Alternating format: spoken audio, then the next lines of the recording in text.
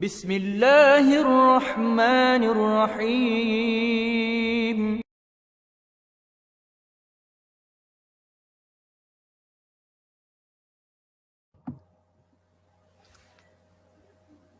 Assalamu alaikum everyone. Bismillah ar-Rahman ar-Rahim. Alhamdulillahi Rabbil Alameen. Wassalatu wassalamu ala ashrafil anbiya wal mursaleen.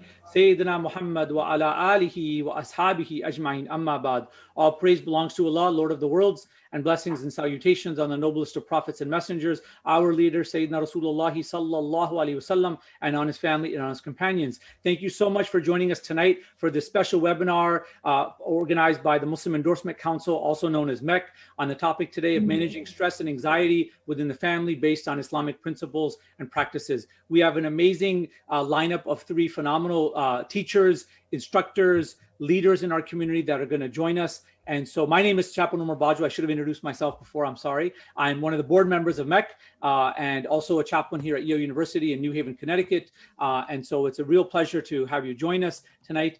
We want to start with one of our local qadis here, Ustad Ibrahim Muhammad Kamara, who is a Quran and Arabic teacher at Medina Academy, which is located in Windsor, Connecticut. He studied in the seminary program at Qalam Institute, which is in Dallas, Texas, and he's currently working on his BA in Islamic Studies in Islamic Open University. He's going to recite some Quran for us, offer the translation, and then offer a brief commentary. So, Ustad Ibrahim, Bismillah. Bismillah. أعوذ بالله من الشيطان الرجيم بسم الله الرحمن الرحيم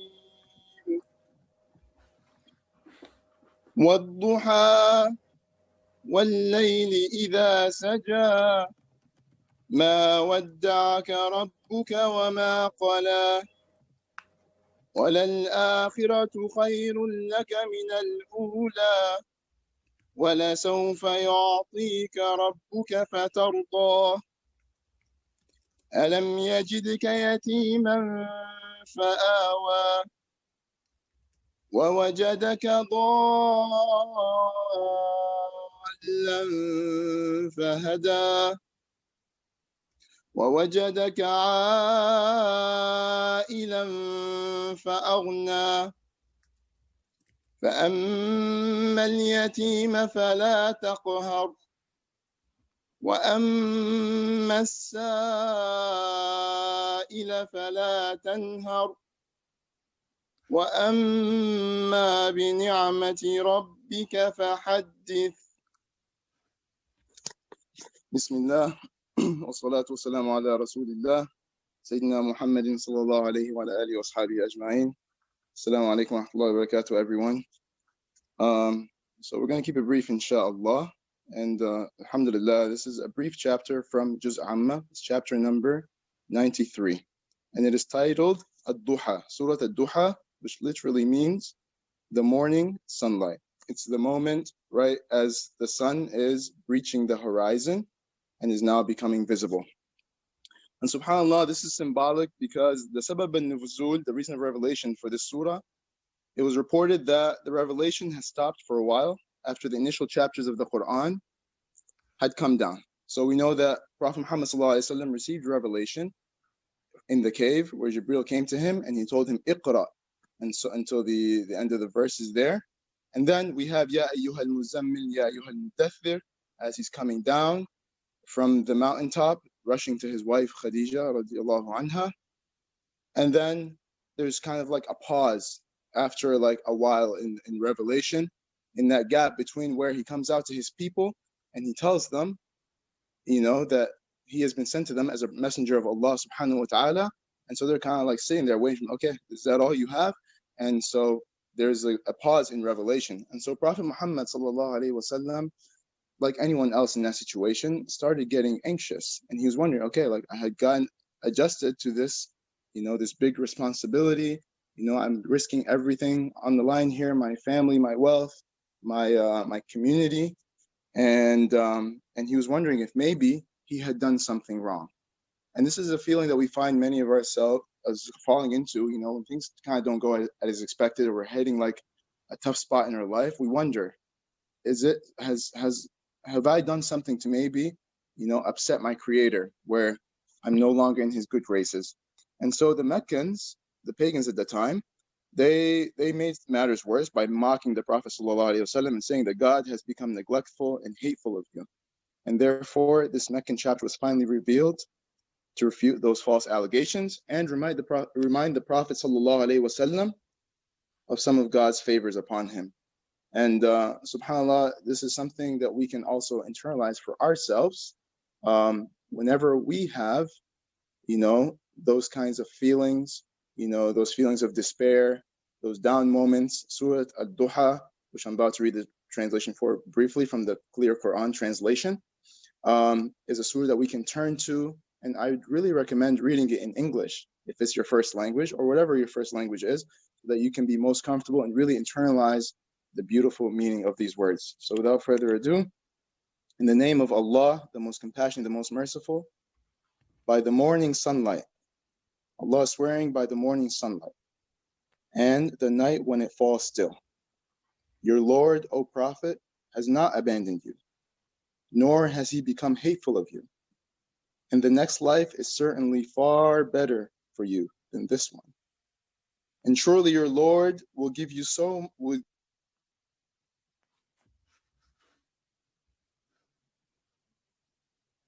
Did he not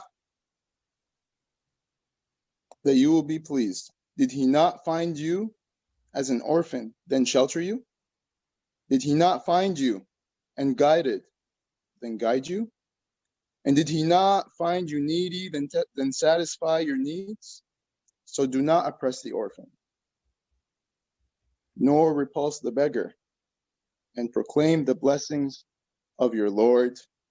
And that is the ultimate message of this surah, that we must proclaim the message and the blessings of our Lord, Allah subhanahu wa ta'ala, whenever we find ourselves in our times of greatest need, just like the Prophet sallallahu alayhi wa sallam in this instance. أقول قولي هذا وأستغفر الله لي ولكم بارك الله فيكم. And I'll turn it back to Chaplain Omer, inshallah. Assalamu alaikum. Jazakumullah khair, Ustad Ibrahim. Beautiful recitation and beautiful explanation and commentary on the surah. We deeply appreciate your sharing that with us. What I want to do is to share with our audience a brief intro to the organization that's sponsoring tonight's event, which is MEC, the Muslim Endorsement Council. And just so that we're all on the same page, the Muslim Endorsement Council has been around for 10 years. And what they do is they are a professional organization that endorses and checks the standards and competency levels of Muslim chaplains across various fields, including prison chaplains, campus chaplains, military chaplains, community chaplains, and hospital chaplains. And so that everyone understands, the basic definition of a chaplain is a Muslim religious professional that serves in an institution as a religious teacher, as a religious caregiver, as someone who's a guide to the population, whether the population are inmates, students, patients and staff in hospitals, families of patients and staff in hospitals, people in communities and whatnot. And so the idea of the Endorsement Council for 10 years strong has been, really promoting the work, the amazing work that Muslim chaplains are doing across the country in the variety of these fields, and to setting up professional standards of endorsement. And so and to bring you quality programs like this. And I also want to mention, before we get to our first speaker, Sister Maliha, we have 4 amazing co-sponsors for tonight's event. First, we have the TISA, the Islamic Seminary of America, which is located in Texas. And a brief explanation of TISA, that their mission is to be the world's preeminent community of scholars, and where generations of religious scholars and ethical leaders pursue the highest levels of knowledge, research, and training, rooted in the Quran and Sunnah, and integrating the rich traditions of classical Islamic knowledge with Western academic scholarship. And TISA is a graduate school that offers master's programs currently in Islamic studies, in Islamic chaplaincy, etc. Our second sponsor is AMAF and VAC, and it's a long acronym, and I'll read it. It stands for the American Muslim Armed Forces and Veteran Affairs Council, which since 1998 has been offering is an endorsement agency for the military, active reserve members of the military branches. And we have many, many Muslims who have served over the years, and this is the representative body and endorsing body of the Muslim men and women who serve in the armed forces. Our third co-sponsor is Baitul Mukarram Masjid of Greater Danbury here in Connecticut, and they are a Muslim community that that wants to benefit the Muslims residing in the greater Danbury area and promote a vibrant community there. And finally, our last co-sponsor for tonight is MANA, the Muslim Alliance of North America. MANA is an organization of indigenous American Muslims led by Imam Zaid Shakir, who is, mashallah, from born and bred here in Connecticut, who's dedicated to serving the African American Muslim community and other underserved, primarily inner city Muslim communities across the United States. So we want to thank you. We're deeply indebted to our co-sponsors and to all of you for joining us, as well as to our great speakers. And so without further ado, I want to introduce tonight's first speaker, which is Sister Maliha Malik. Sister Maliha is a friend and a neighbor. She lives right up the road here in Connecticut. She's a marriage and family therapist, originally from Connecticut. She's raised in the United States. She's traveled over most of the country, and she has an MS in marriage and family therapy and a bachelor's in clinical psychology. She's an active member of her community in Central Connecticut. She provides counseling, coaching to adolescents, adults, couples, and families. She believes that American Muslims struggle with finding their identity within their families and friends, and therefore she feels compelled to support them through their journey of finding themselves. And she's an amazing asset and dear, khadima, servant of the community here in Connecticut. So without further ado, we welcome Sister Maliha to tonight's program. Jazakallah khair. Thank you so much. And assalamu alaikum, everyone. Thank you so much for joining us.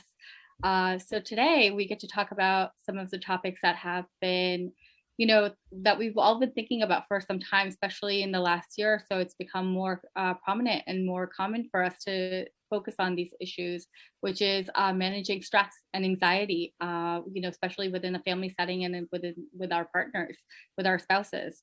So today I wanted to take some time and discuss with you a little bit about what some of the causes of stress are and what stress and anxiety actually are and how they're defined and how they're understood. So we'll start a little bit with stress. So stress is defined as a feeling of emotional and physical tension. It can come from any event or thought. Most of us, have experienced a lot of stress, especially within the last year with COVID-19, as well as the different transitions we've had to make, whether it's work related, within our professional life, within our personal lives, with our children, with our extended family members. So, stress can come from pretty much anywhere. It's also important to know that, some of the feelings that we associate with stress are commonly known for frustration, anger, and nervousness. But, the beautiful thing about stress, if you look at it from a beautiful perspective, is that our bodies are created by Allah to experience stress, which most of us would be like, why is that? But, the feeling of stress allows us to really feel and experience what is happening with us, what's changing about us, and really identifying those core issues or core factors that could be contributing to that stress or to that, issue that's happening. So, thinking more about stress, within a family system, we have to think about, what are some changes that are coming up or have come up in the last year to 6 months? What are some concerns? What are some areas of focus that we can have around stress that could be contributing to how we're feeling and what we're going through? And once we identify those, then we can move on and we can move forward to examining and then managing that level of stress. So today I wanted to take some time again to talk about what stress is, what anxiety is, how do we define anxiety, and how it all kind of plays a part in relationships. And also, how can we manage all of that? Because managing relationships is hard, as we all know, but we also know that we're all in it together as a family unit, as a couple, and we can work with each other to get to the core of our, concerns. So talking a little bit about anxiety is understanding what anxiety is. And, anxiety, we often say, I'm feeling anxious, or you'll hear your spouse or partner say, I'm feeling nervous, or I am constantly feeling anxious. So it's important to look for key words when a partner or spouse is saying things like, I feel worried often. I'm constantly thinking about, unpaid bills, our relationship, our home, anything related to the unit as one, and really seeing what where it could be stemming from. So identifying what anxiety is, it comes from, identifying feeling worry or nervousness, being uneasy, typically about something that, of an uncertain outcome, not knowing what's to come next, not knowing how you're going to proceed to the next day or to the following day. When it's diagnosed in patients, we often identify it as a person who's constantly thinking about or worrying and constantly feeling keyed up or on edge and feeling overwhelmed by, this feeling of uncertainty, this feeling of the unknown, this feeling of what's going to come next and where I'm going. A lot of the times that happens in relationships when a relationship's going through, something big. It could be any factor related to a new transition. It could be a factor related to something that has completely, came at you from the left corner without you realizing, that this is going to take place. So the unknown, basically. So how do you manage anxiety? Anxiety can be managed in a lot of different ways. A lot of the times it's good to take some time, focus on yourself, identify what some of the key factors are that are causing your anxiety. Talk to someone who can help you identify those roots of anxiety if you feel like you can't do it by yourself. So, really writing down what it is that's going on. What are some of your major concerns? What are some of the new changes that you're anticipating that will be coming up or that could be happening? And then really, taking it one step at a time and asking yourself, how do I deal with all of this? Because dealing with all of it at once is going to, again, cause that stress, cause that anxiety, and really make you feel overwhelmed during this time or this change, or just on a regular day within your family unit. So it's important to really ask yourself, where are all of these, feelings coming from? What are some ways I can deal with these feelings? How do I seek professional help right away? Do I have to take time to really focus on myself, focus on, what the problem is? Do I have to deal with this with my spouse? Do I deal with it alone? And really identifying, how do I answer these questions? And what are some of those answers that could possibly help me as an individual get through this with my partner? How can, asking yourself, so we call this as a check-in, where you are checking in with yourself and you're questioning all of the things that I mentioned just now, that really seeing where all of these issues are coming from. Also, trying to spend some time alone is helpful.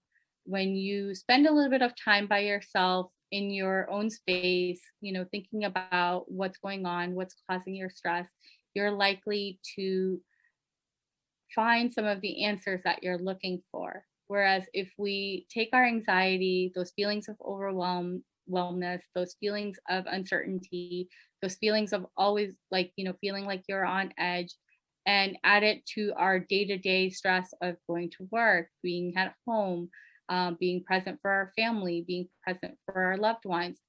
When we add all of those things together and not allow ourselves the time that we need to focus on them, we're going to find ourselves feeling really isolated and alone.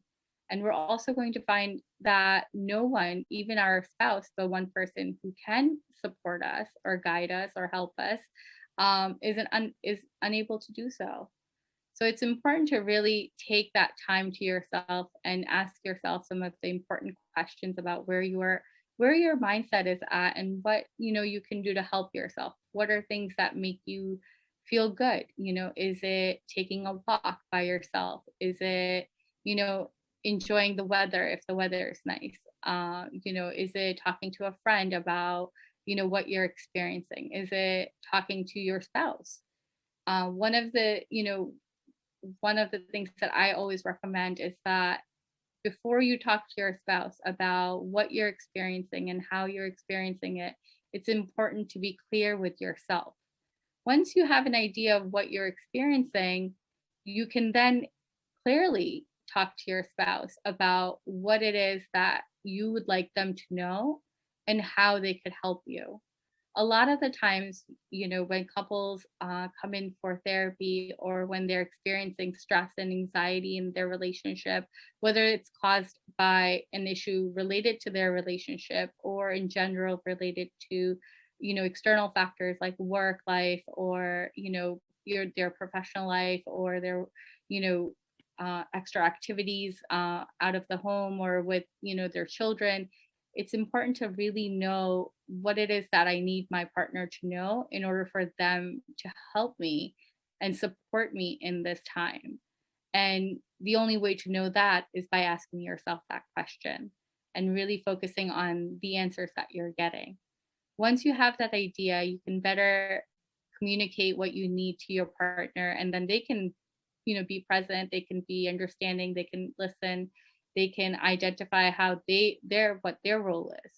A lot of the times couples find it really hard to open themselves up to their partner because they feel like they might not understand, they might not be able to, even after communicating, they might feel that their partner doesn't quite get what they're saying, and that's okay. It's important to acknowledge that is something that's normal, and that is something that often happens when we're with our spouses and we're, experiencing this stress, because, our partner could be experiencing that same stress as well. So it's important to say, this is how I feel, this is what I'm going through, this is my experience, and I need you to know that this is what I'm experiencing. And then be receptive and open to them providing feedback to you, and allowing your partner to say, I can help you by doing these things. I can take on extra roles in the house. I can take on an extra role in our relationship. Or I can, or I think it might be good for us to go seek professional help and see a therapist or a doctor, and kind of review what some of our options are and how we can better manage our situation. I think one of the best ways to manage anxiety and stress, whether it's, you look at it from a religious perspective or from a everyday perspective, it's really just going out and, enjoying the weather and the beauty that's like around you. We have to, we sometimes forget that there's so many blessings that we have that are from Allah that really are there for, for us to enjoy, whether it's like a walk in the park and really just kind of relaxing and, kind of checking in with yourself during that walk and seeing how you're feeling, seeing what you're seeing, being more aware of your surroundings, being more present. All, these little small tips, everyday tips, can be very helpful to reduce our anxiety and stress, because they can help us cope a little better with all the things that are going on around us, and they can allow us to really feel more confident in understanding ourselves and becoming self-aware, and then be able to, say to our partner and our spouse that this is what I'm experiencing and this is what I'm going through. Using some of the skills that we're taught in Islam, like dhikr and prayer. I often work with clients and I say, meditate. Prayer is a form of meditation. So really utilizing those same concepts that we learn in therapy, in a more from a therapeutic perspective, and then also applying them to a religious aspect of our life. I think, by doing prayer, by praying, by making dhikr, by just sitting and like reading Quran or listening to someone recite Quran, those are all things that can really help reduce that feeling of nervousness, allow you to feel more focused on yourself, feel more at peace with yourself, so that you can then, come back and say, this is how I'm going to handle my situation, or this is how I'm going to manage my situation. This is how I'm going to relate it to my spouse, so that I don't go and yell and scream and fight, or, don't say something that I might later regret, because that's often the case. We, become so keyed up because of all of the things that we're experiencing, because of whether it's the stress, whether it's like the anxiety, we often just, spit out all of these like things to our partners, and we say all these things, and we don't think about how our words could be impacting them. And really, it's not so much that we mean any of those things in those moments, but rather it's just that all of these feelings that we feel within our body, like, when your heart is racing, when you feel really restless, when you feel really overwhelmed, when you feel irritated or frustrated or angry, you say things that you don't mean. So, rather than going that immediate route of just, spewing out whatever comes into your mouth and, talking to your partner in a way that you will later, think back and say, I really shouldn't have done that. It's better to just step back, take some deep breaths, allow yourself to get centered again, allow yourself to feel more calm and more focused, bring down that anxiety and that stress from your, body, and just really say, how do I help myself? How do I form a relationship with myself where I can, be this person who can manage their, symptoms of their stress? Because, we all know that stress is always going to be there. It's not something that, ultimate that one day it'll, finally go away. And, even though I'm sure majority of the clients that I've worked with, when they come into my office, they're like, where's that magic wand that I can make all of those, stressors go away? And I often say, I wish, we had one of those. It would make like a huge difference. But really I think it's important to know that stress is always going to be there, but it's not something that we should let take over our life. We can manage it as long as we allow ourselves to do so. So we have to remind ourselves that there are ways to, just relax and focus on ourselves, focus on our relationship with our spouse, focus on our partnership, focus on our, just understanding how the two of us can help each other. Because, that's the beauty of having a spouse as well, is that, there's always that one person who can come in and really help you and really guide you, and who can really, just be there for you, if not anything else. But in order for that to happen, we have to be able to feel a certain type of way, and we have to allow ourselves to be open to that. And the first step is to really check in with yourself and see, how do you get to that point where you do feel that comfortable, where you do feel that, ease in your home or in your, with your spouse. So,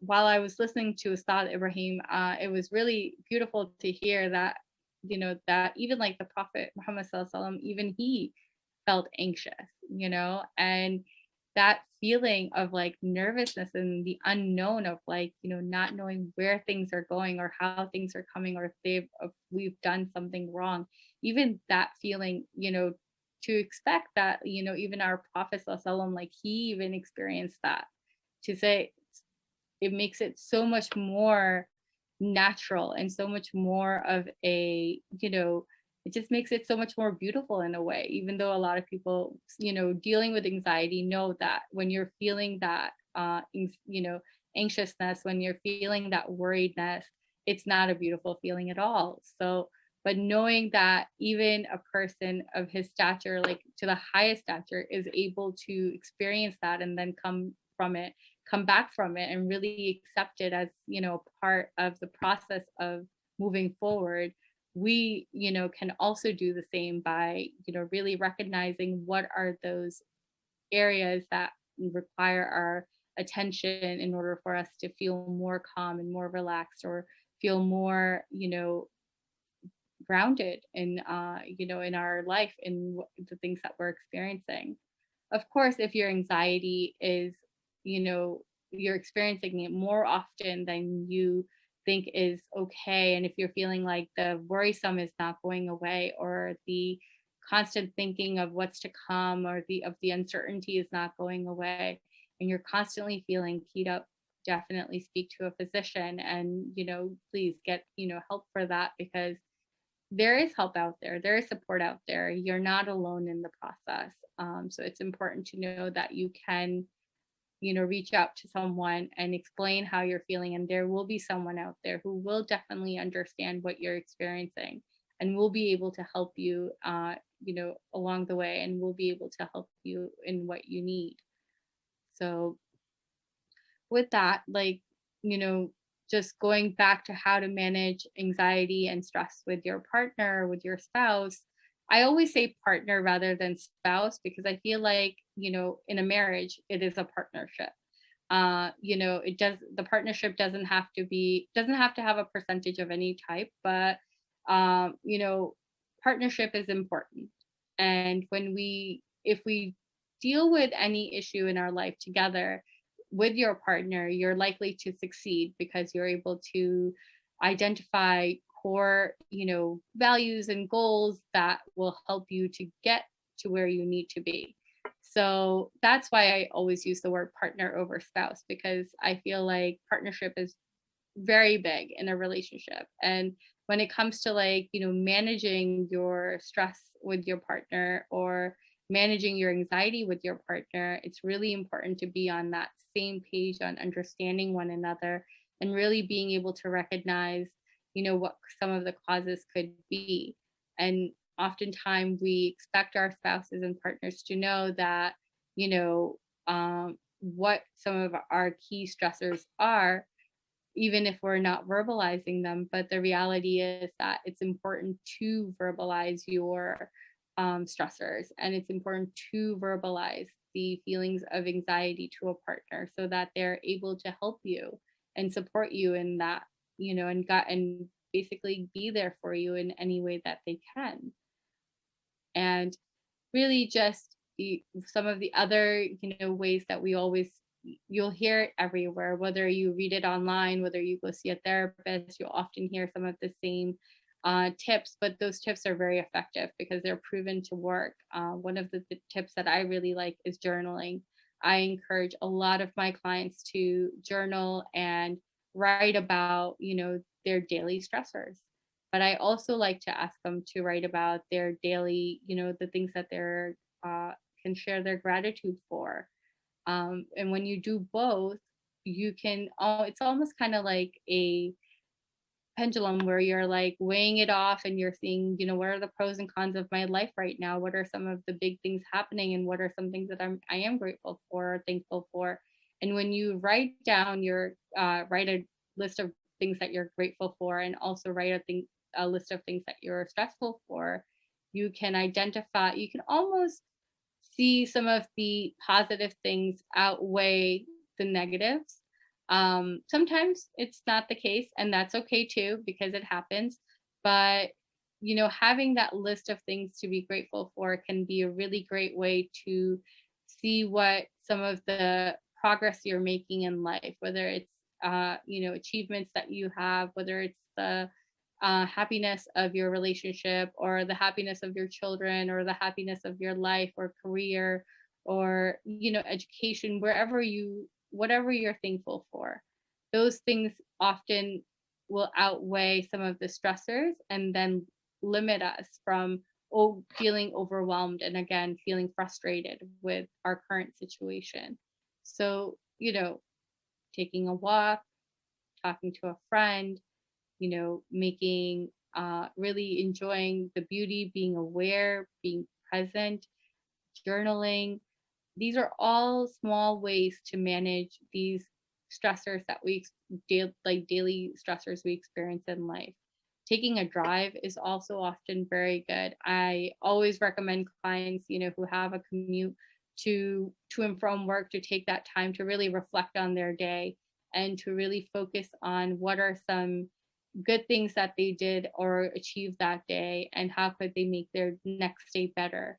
And then by the time they get home, they are often in a much better place in terms of, feeling good about themselves, so that when they get home, they often don't get into those little fights or arguments with their spouse, and they'll often, not be so upset or anxious about getting home or being in that environment where they're usually not either happy or are struggling, or, you know, are just kind of experiencing some sort of stress. But it's, again, it's a process. It takes time. It's not something that happens overnight. It's a lot of practice. It's a lot of awareness.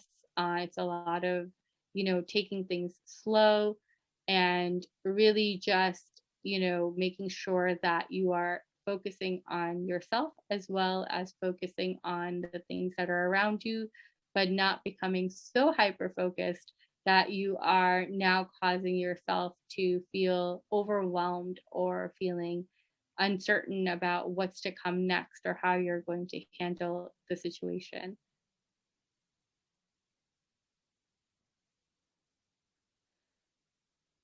So a lot of the things I've mentioned are, you know, things that we've talked about I've mentioned a few times, and the reason I keep repeating the same concept is really because it's about, it takes time.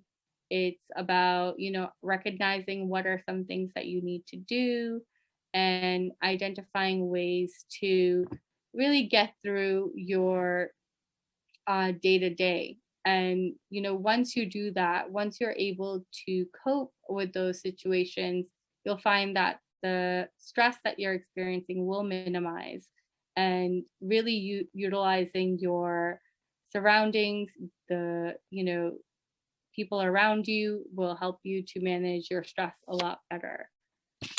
And, you know, just really, sorry, I'm having some trouble with my internet. And yeah, so, you know, just checking in with yourself goes a really long way, and really identifying with yourself and understanding yourself will help you to feel more confident in the decisions that you make with your partner, as well as the decisions that you make throughout your life. They will also help you to cope with any of the stress or any of the feelings of, you know, feeling overwhelmed or feeling anxious or stressed out.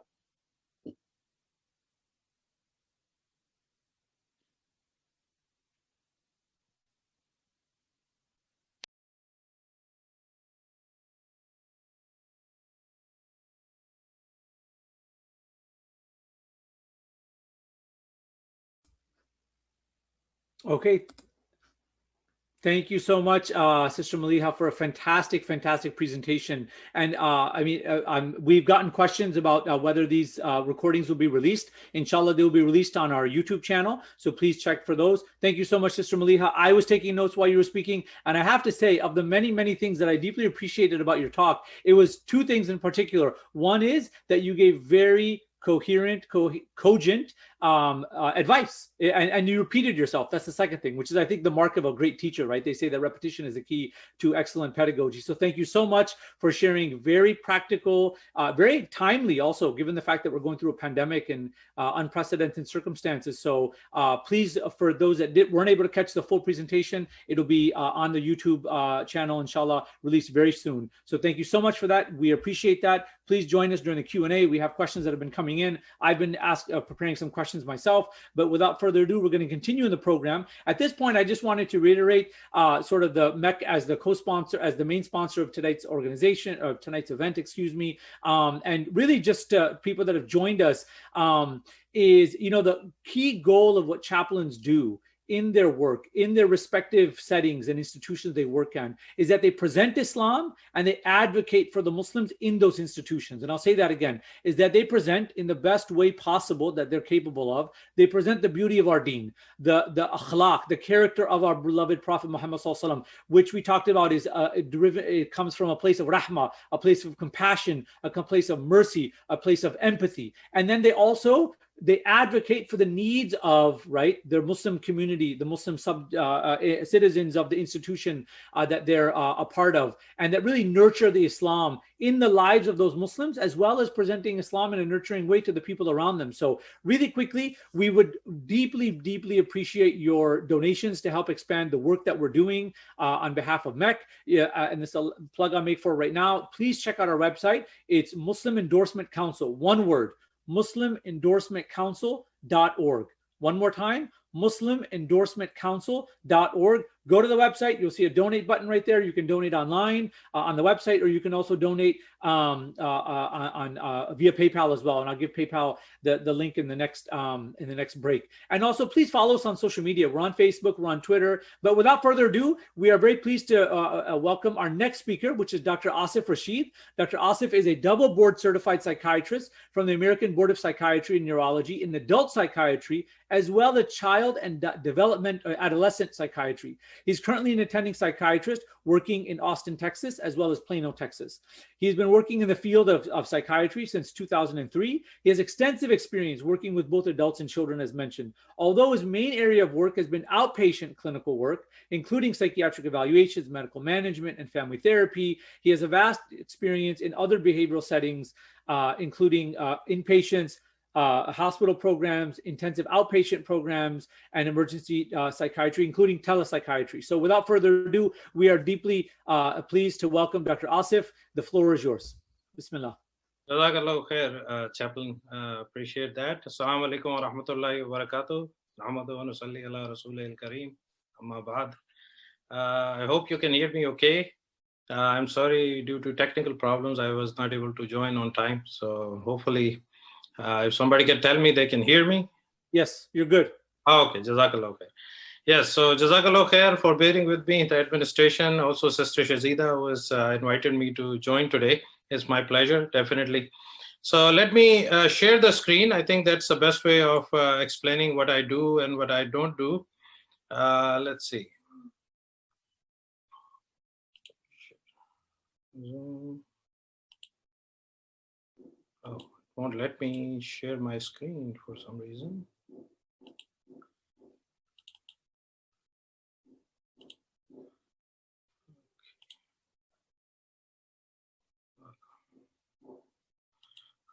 Is there another way of doing it? I have a share screen button, which seems to be not working. We apologize for the technical difficulty, Dr. Asif. Inshallah, on the back end, we should have someone looking at it right now. Just bear with us one moment. Thank you so much to our audience for their patience, and thank you, Dr. Asif, for your patience. But we're going to try to get this resolved as fast as we can. Okay. So in the meanwhile, I can probably start. While we are trying to do that.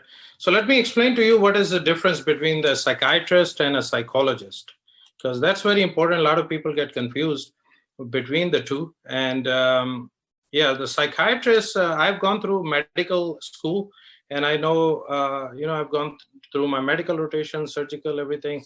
And then I've decided to go into psychiatry as my primary field of practice. And I've done a psychiatry residency and then child and adolescent fellowship. After that, our focus has become biopsychosocial treatment, which I'm going to talk about. And I wish I could share my screen because I have everything on my other screen. But anyways. Dr. Asif, I think if you could, sorry to interrupt your talk, if it's possible, if you can email Sister Shazida your presentation, we'll try to run it alternatively on the back end. If you could take a moment to do that, if it's not too interrupting for you. Okay. Okay, yeah. So I'll try to do it. It was actually different links that I wanted people to look at. So that's I do have a presentation as well. Sure. If you email it to her, what we'll do is we'll try to project it from the main host account. Let's see if we can do that. Yeah. Okay, so let me try to see if I can email. I can make Dr. Asif host. Please do. Yeah, I think that would work then.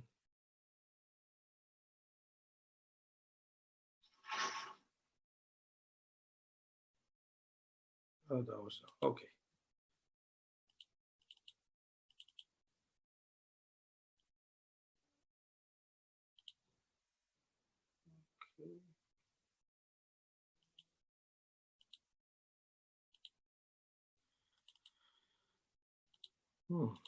Still the same thing.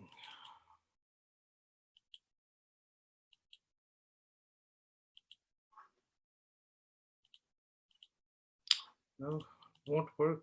Won't let me share the information.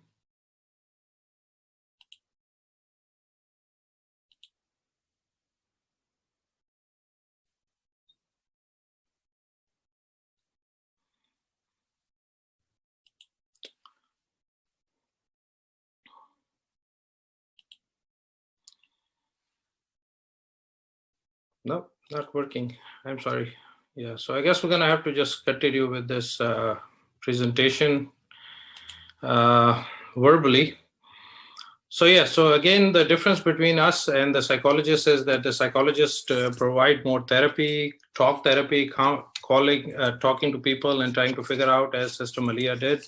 She explained very nicely, you know, about the stress and everything. So that's what they provide. We do the same thing. What I do is a psychiatric evaluation, basically, to find out if people meet certain criteria. These are called DSM-5 criteria.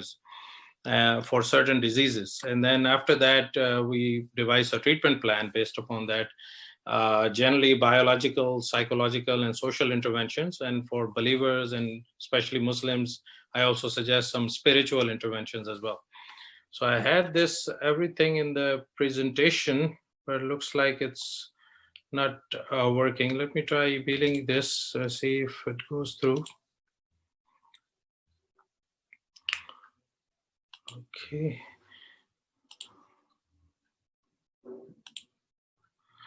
So anyways, so my presentation, basically I divided into what is normal, what is abnormal, and also what are the general models of treatment that we use, and also a sample case of a treatment plan that would be based upon depression.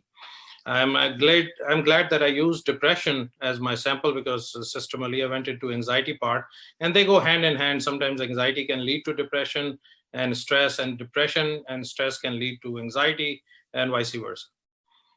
So, so the stages of development of normal teenagers are very important to know.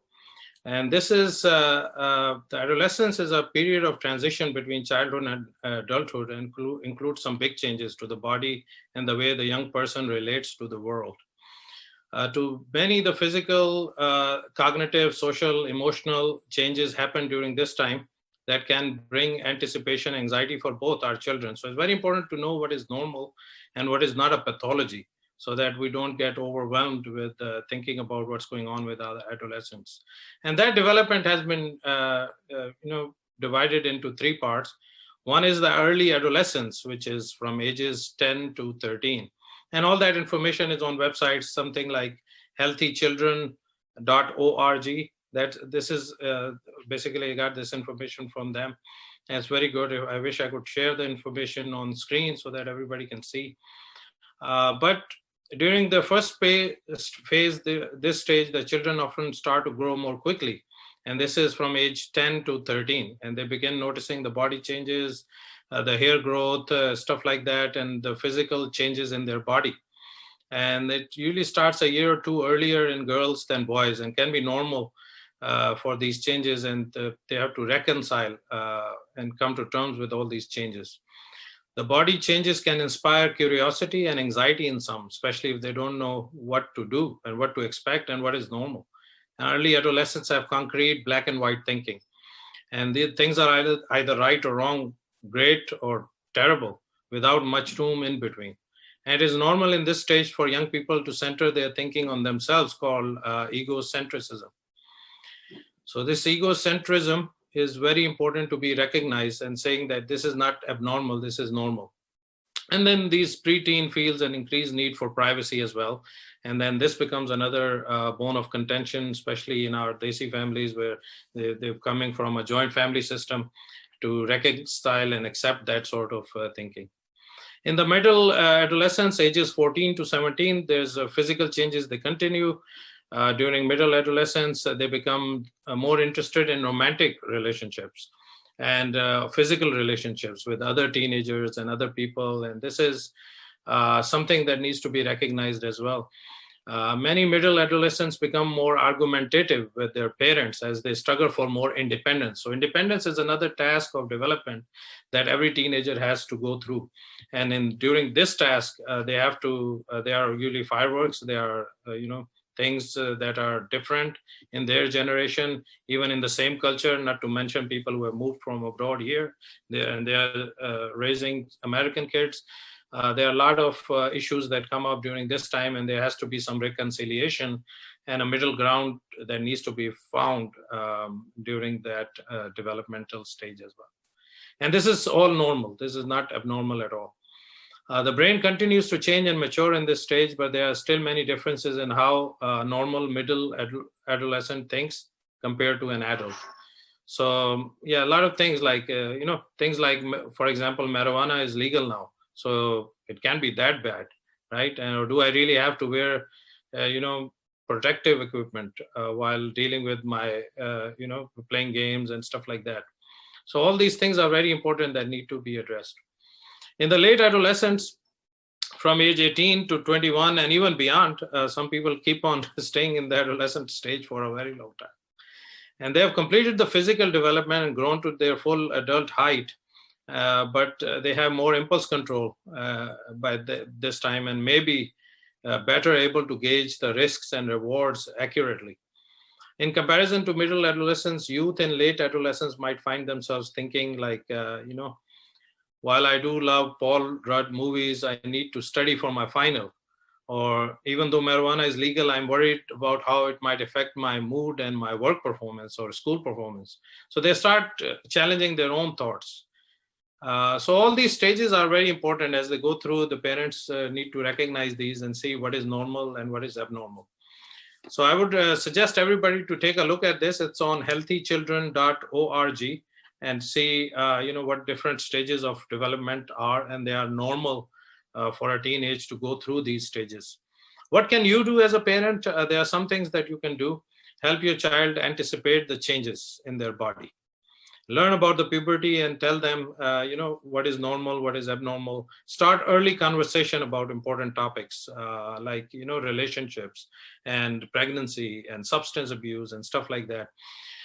Keep conversations with your child positive and private. Point out the strengths, celebrate the success. Very important for teenagers to recognize this and the parents to be receptive. Be supportive, set clear limits. This stage is where the adolescents become friendly to you, and then sometimes they try to test the limits. And it's very important to see that are you their best friend and a parent, or just their best friend, and let them do whatever they want. Very important to keep those limits high, but reasonable, and the expectations also the same. Communicate clear, responsible expectations for curfew, school engagement, media use, behavior, etc. So it's very important to do that. Discuss risky behaviors such as relationships and substance use and their consequences, and honor their independence and individuality. And they're going through a lot of stress, obviously, dealing with all these things and going through this. It's not easy for them. Okay, so that's normal. Now, what is abnormal? What I would suggest is people to take a look, or they can Google. It's called DSM-5 criteria. I do have it on the screen, but due to technical issues, we cannot, go there. But so you go follow DSM-5 criteria, and everything is written there. So DSM-5 is kind of like a working manual for psychiatrists, and we look at that because you can see one psychiatrist and they can tell you your child has depression or anxiety or whatever. Another person might say that, no, this is a normal thing. It doesn't look that bad. Or the third person might say that this is not a depression at all. So what we have done is we have made DSM-5, which is the criteria, and you can just go there and see if you meet like 5 out of 9 criteria for 2 weeks, then it's major depression and needs to be treated. Similarly, for generalized anxiety disorder, we have a criteria. For post-traumatic stress disorder, we have a criteria, and all these things are there. Authentic source for getting more information on this disorder is on ACAP, AACAP, which is American Association of Child and Adolescent Psychiatry. You can Google facts for families, ACAP, AACAP, and it will give you everything. I had some examples on my screen, but unfortunately cannot share. So definitely you can look into that. Let me just give you like an overview of a psychiatric treatment, what it can be.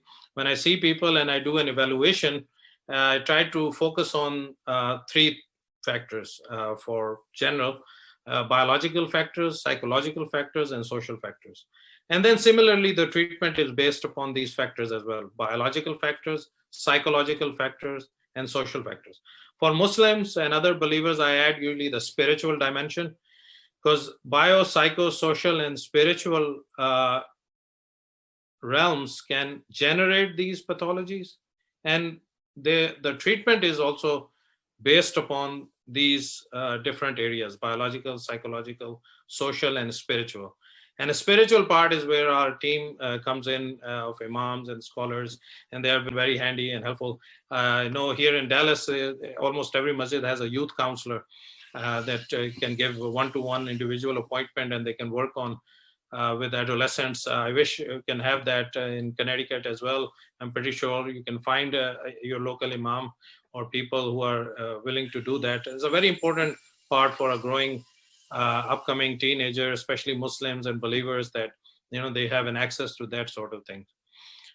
So let me just go through general biological etiologies and how we generate all these treatment plans. So biological includes physical health, genetic vulnerabilities, and drug effects. Psychological factors include coping mechanisms, social skills, relationships with families, and self-esteem, as well as overall mental health. And the social factors include peers, school, obviously, family circumstances, family relationships, stuff like that. So all these things lead to, when we do a psychiatric evaluation, we go through all these factors, try to figure out what is the issue that is causing the pathology, and what is the pathology. Does it meet the criteria, DSM-5 criteria? That would be helpful to make a diagnosis and then suggest a treatment plan. And the treatment plan also consists of these similar factors. Biological factors include, for example, continuing your medications like antidepressants, attending the yoga groups, practicing meditation, trying to get 8 hours of sleep daily, walk for 15 minutes, 3 or 4 times a week. So these are all biological factors that can help with the stress and mental illness. Psychologically, counseling, Sister Malia is an expert, obviously. Counseling can be done by a social worker, it can be done by a psychologist, the pastoral services as well. Psychiatrists do limited counseling. We used to do more when we were in training. Unfortunately, now we are focusing more on medication management as there's a shortage. And this is what most of the community clinics want us to do. But in some private practices, when I used to do my private practice up in North Salem, New York, I used to do a lot of family therapy and counseling. So that's important. And there are different types of counseling. One is individual counseling, where you one-to-one, and there are different types of it: psychodynamic, cognitive behavioral therapy, problem-solving therapy. All these are different forms, and based upon an evaluation, a therapist can suggest what kind of counseling would be beneficial on the individual basis. Then there are group counselings, where the group of teenagers, and that works the best for teenagers, because when they're sitting among themselves, they learn more from each other than the person who's leading the group. And the family counseling is very important. It's actually in the research has been proven to be the leading treatment for certain disorders, like eating disorder, for example, responds well to family therapy. And then there are different forms of family therapy. Distress center phone number for emergency is another part of psychological intervention. Assertive training, cognitive behavioral training and mindfulness. Dialectical behavioral therapy is another one for certain pathologies like borderline personality disorder. So these are different terms out there, but they're biological factors, psychological factor, and the social factors: peer support, staying in touch with friends, family, visiting parents. If the parents are split, then how that's being arranged, asking human resource for help, financial management, stuff like that. So these are all different ways of doing that. So the case I had was for major depressive disorder, and the criteria was listed here. What I would suggest is online, there's something called PHQ-9. P as in Peter, H as in Harry, Q as in Queen, PHQ-9. This is a screening tool. It's available online, and you can go through this and take a look. And this is something that is being used in a lot of primary care offices, pediatrician offices, where they look into this and then try to screen people who have been suffering from depression. And then if you meet certain criteria, you get a referral to see your primary care doctor. Sometimes pediatricians start the medications and suggest you to go for therapy and counseling. And sometimes they refer to us and we take a look and we take it from there. Generally, as far as my PowerPoint presentation that was here, the characteristics of depression include feeling sad, guilty, sleeping problems, eating problems, loss of energy, lack of focus, all these different criteria. So you have to have 5 out of 9 symptoms for 2 weeks to call it a major depressive disorder. The treatment includes SSRI treatments, antidepressants, commonly known as, we use Prozac, Zoloft, Lexapro. These are the common medications that are used. Usually a course runs about 6 to 9 months, the first course, and 50% of people don't need another course. Other 50% come back, and then we do a longer course, 2 to 3 years, and then give them a chance to come off of the medication. And if they need a third course and recurrence of symptoms, we need lifelong maintenance treatment with medications. And the common therapy for that, younger kids, is play therapy. For older kids, we use cognitive behavioral therapy and also family therapy that helps with the depression and anxiety. Depression, anxiety, both are treatable illnesses, and there's help available. And I hope, we'll have some more questions when we go for the Q&As, and we can help answer some of these questions. Thank you. Assalamu alaikum. Thank you so much, Dr. Asif. Fantastic presentation. Again, I was taking many notes during it. And we apologize to the audience and specifically to Dr. Asif for any sort of technical difficulty. We're going to try to get to the bottom of it. And we'll see, inshallah, henceforth, how we can maybe, with your permission, release your presentation, maybe when we put the video out. And we'll get, look for that, inshallah, when it goes out. So thank you so much. Inshallah, please stick around, and we'll get back to Dr. Asif during the Q&A as well. And we're going to bring our final presenter now, introducing Imam Muhammad Majid, who's well known as a national and international leader of the American Muslim community. He's the executive director of the All Dulles Area Muslim Society, also known as ADAMS, which is in Sterling, Virginia. He's the chairman of the International Interfaith Peace Corps, and he's a former president of ISNA, the Islamic Society of North America. Imam Majid holds many amazing positions on boards, is an award-winning teacher, interfaith advocate, a sheikh. He's also a counselor and has a background in that as well. And before I turn it over to Imam Majid, he's also co-authored 2 phenomenal books. One is called Before You Tie the Knot, a guide for couples. And he's also he authored another book called Reflections on the Quran, which is his short book on tafsir. So without further ado, we invite Imam Majid to be our keynote tonight. بسم الله والحمد لله والصلاة والسلام على رسول الله الرحمة المهداة والنعمة المستوى والاه. I'd like to thank my dear brother, Chaplain Imam Amar Bajwa and his team for inviting me, and I would like to thank my co-panelist, Sister Maliha and Dr. Asif, for wonderful presentations. I'm not going to take long in giving these presentations, but I would like just to highlight some of the issues that been mentioned from the Quranic perspective and from the life of the Prophet Muhammad ﷺ, dealing with our emotions and dealing with anxiety and stress in the family. First, I would like to say from the Quranic perspective that you read in the Quran different model and examples of families. And you see that in the Quran, for example, that the 2 children of Adam alayhi salam, Qabil and Habil, they have tension between them, and actually one of them took the other person's life, actually. And the story of Nuh alayhi salam, tension between Nuh alayhi salam and his son, who decided not to join his father. And the story of Ibrahim alayhi salam with his father. And then the story of Ibrahim alayhi salam with Hajar alayhi salam and Ismail alayhi salam, where do you see the family relocating to Mecca, to the valley where there's no vegetations and there's no plant and there's no people there.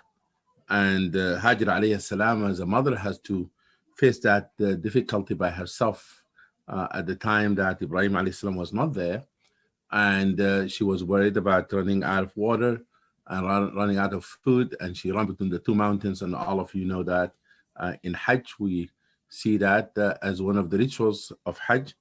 And then Allah subhanahu wa ta'ala brought ease for her by providing Zamzam.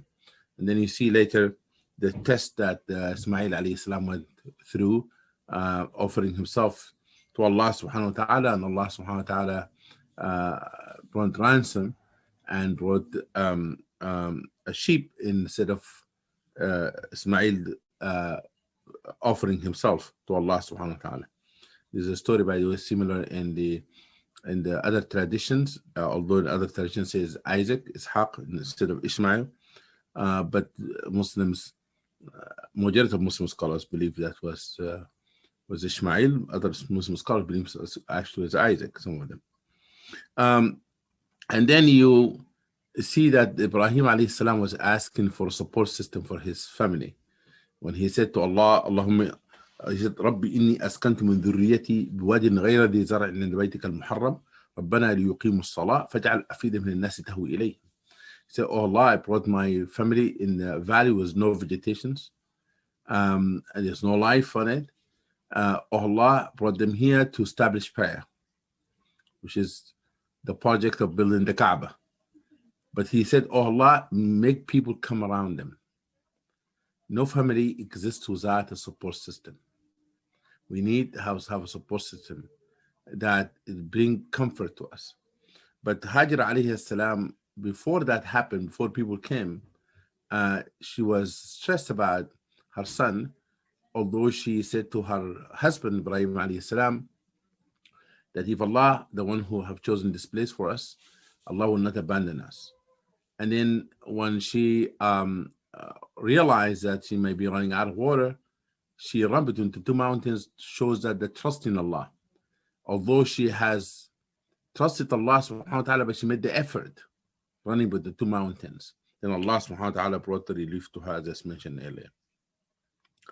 And then you have the story of Yaqub alayhi salam and his children, and how difficult that relationship was, by having them plotting against their own brother, throwing him to the well, being sold into slavery. And Yaqub alayhi salam was grieving for his son until he lost his sight. And that's a family. The Surah Yusuf actually is a surah about family. Tension between siblings, the stress the father is going through. He does not believe his children, but he doesn't have evidence to say them you're wrong, although he has feeling that there's something wrong there. But the way he managed the conflict is amazing. How he sustained the family, kept them together, and how Yusuf alayhi salam went through all of this test, even the tension happened in the household of Al-Aziz, and even sold into slavery, and then the reunion of the family and the forgiveness of Yusuf alayhi salam to his brothers. And you see in the Surah of Yaqub the sadness of the father, but also the hope that Yaqub alayhi has had, during that time of grieving. And then you have the story of Musa alayhi salam, Musa and his mother, and how his mother was stressed about her son, fearing for the life of her son. And then she was ordered by Allah subhanahu wa ta'ala to throw him to put the son into the water, which is, you cannot imagine the level of stress. Allah subhanahu wa ta'ala said to her, Inna radduhu ilayk, I'll bring him back to you. Because she was very stressed about, what's going to happen to my son. And then when he saw him in the house of Pharaoh, or the prime minister, or actually the Pharaoh, house of Pharaoh, the prime minister in sort of Yusuf, but the house of Pharaoh, she about to say, this is my son. كادت تبدي به لولا ربطنا على قلبها. Allah subhanahu wa ta'ala said, we comfort her, said, don't show that is your son. But her emotion was so intense. I want to show that she really want her son back. And then the story of Musa alayhi salam himself, of him have fear, leaving خرج منها خائفا يترقب. He left the city worried about his life when he entered the conflict between the Egyptian guy and a man from Bani Israel, and Musa alayhi salam defended the man from his group or from his tribe of Bani Israel, and in that conflict, a man died, and Musa alayhi salam left Egypt, and he said, "Oh Allah, with all the things you have bestowed upon me, I'm indeed in need of you." That's what Musa alayhi salam have said to Allah subhanahu wa ta'ala. And then Musa alayhi salam comfort was given to him by have another family support, which is the daughter of Shu'aib came to him, and they adopted him, and they married from them, and he stayed with them all of this time. But the newlywed, if I can say, not newlywed, been married for 10 years almost, because Musa alayhi salam stayed all of this time. But the husband and wife, now they left the Midian, and they went going back looking for a place to travel away from Midian, and then Allah called Musa alayhi salam to be a prophet. And then Musa alayhi salam, this change of mission from a man who was working employee of Shu'aib, now become being hired, being appointed, being chosen to be a prophet of Allah. Alayhi salam was worried about his life. He said, how can I go to Fir'aun, and this man, he's a very oppressive, he might do something to me and hurt me. And then he asked Allah for help, said, Allah, I can't do this by myself. I need help. I need my brother to go with me. And Allah grant him that, grant him his brother to go with him. There's so many things about emotions and tension that you see in the Quran happen to prophets, and how Allah comfort them. And then you have, I'm just giving a summary very quickly because I'm going to go to the practical aspect of this application of it. Then you have the story of Maryam alayhi salam. Maryam alayhi salam, although she was told that she was going to have a son, and Allah subhanahu wa ta'ala sent her an angel to tell her that she will have a son, but at the time that she gave birth to Isa alayhi salam, she was so worried about what she's going to say to people. She was so worried and having anxiety about it. She said, "Ya laytani mittu qabla hadha wa kuntu nasiyan mansiya." Either from the pain of delivery, or she worries about what she's going to say to people. How Allah comfort her. فناداها من تحتها. Her son spoke to her, Isa alayhi salam, "ألا تحزني قد جعل ربك تحتك سريا." There's a water here, there's a food, but in order for you to now to realize, to be strong, defending yourself, I used to give you food when you were a little girl. Now you are a mother. Now I want you to be strong. That's why shake the tree of the palm tree. That is building confidence. It is not. You have to realize that if you were to try to shake from the trunk of the tree, the palm trees, because I'm from north of Sudan and grew up in the palm tree farm. It is not possible to shake the whole tree but Allah wanted her to make some effort, and to realize that now she is because she's become a single mother, she has to be strong woman, and now she has to provide for her son. Then Allah subhanahu wa ta'ala told Maryam alayhi salam, you don't have to say anything when you see people. Said, I'm pleading the fifth. I'm not going to speak. That I have decided, I have pledged to Allah that to fast from speaking. Allah told her that, to say that.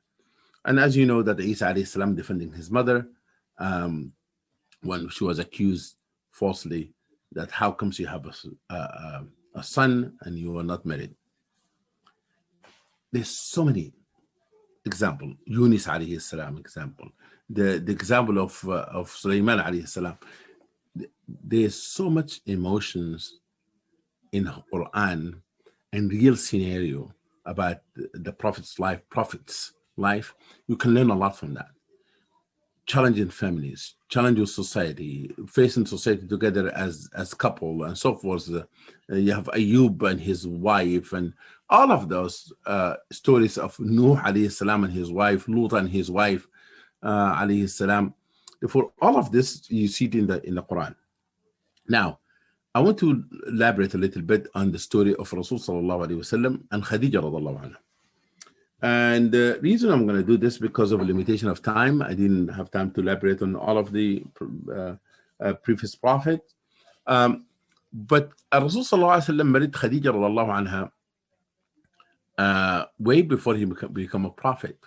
Matter of fact, they were a couple who were married 15 years before he became a prophet. Actually, he was married to her, sallallahu alaihi wasallam, to Khadija radallahu anha, longer than being his wife after prophethood. 15 years of marriage before prophethood. If she know him very well, she know who he was, and she understand him very well. And Rasul sallallahu alaihi wasallam find a lot of comfort in this relationship. She find a lot of comfort in this relationship because Rasul was a kind man, a gentleman, even before he became a prophet, who was merciful even before he became a prophet. And because he was like that, Allah sent him then as a mercy to the whole mankind.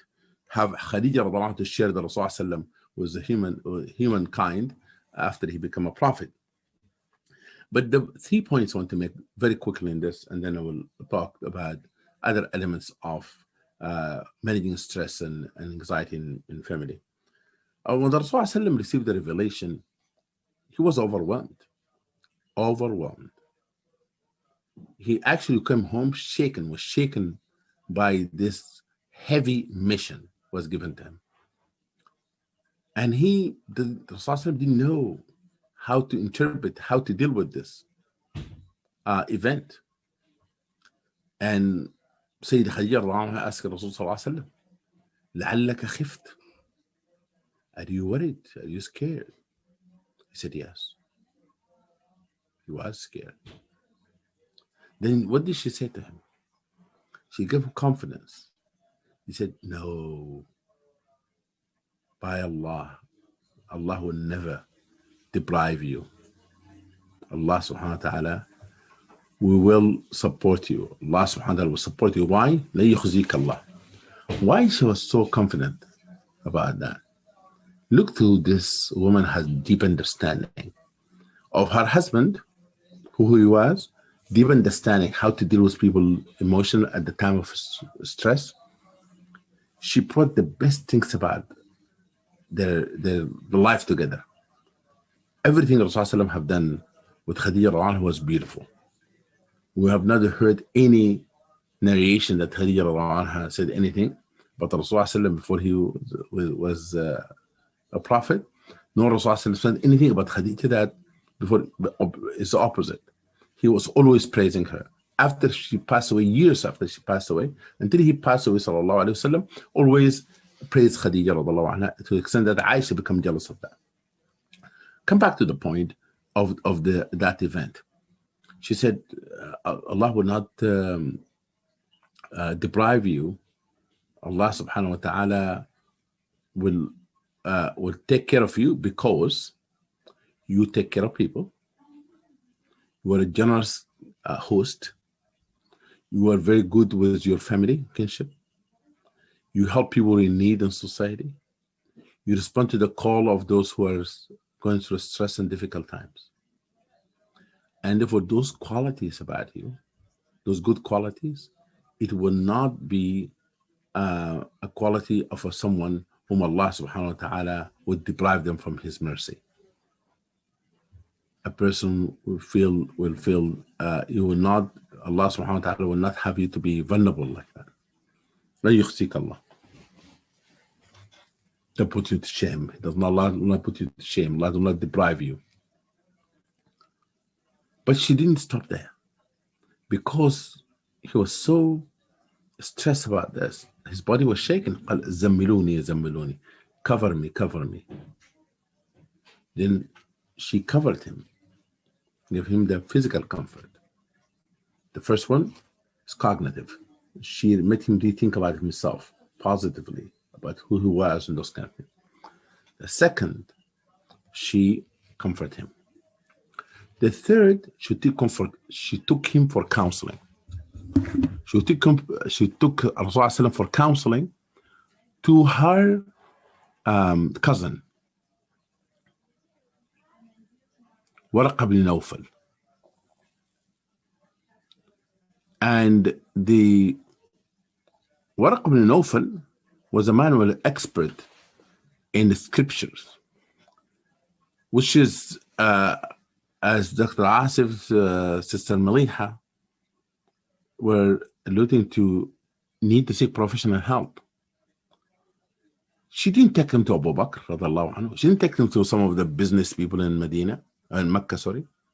She took him to the man who knows what this is all about, was professional help.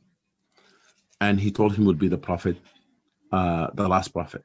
But then he told him something very interesting. He told him that you're going to face difficulties. This is not going to be an easy task.